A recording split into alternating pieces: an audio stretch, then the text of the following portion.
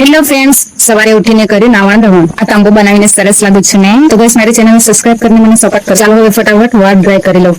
અરે અહીંયા આવીને શું જોઉં છું? લાઈટ તો જતી રહી એની સાસરીમાં. મેં ક્યારે જવાબ આઈડિયા હા આવી ગઈ આઈડિયા. ઘરના 5-10 ચક્કર લાગો, વાળ પણ સુખાઈ જાય અને હું પણ ખુશ. पूरे दिन क्या करूं भाई, कुछ काम दे दे मुझे आलसी को. चलो હવે सीताफल शोधवाना मिशन में.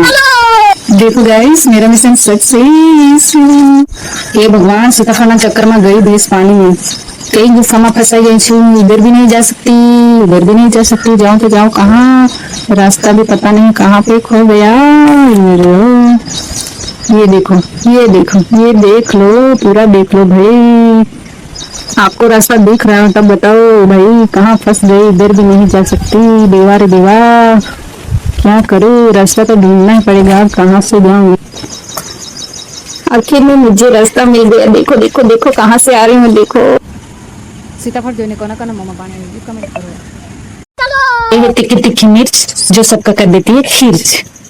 આજે હું આ મિર્ચીને આ જમીનમાં દફનાવીને જ રહીશ. જો આજુ બધાને દફનાવી દીધા. જેવું જેવું જેવું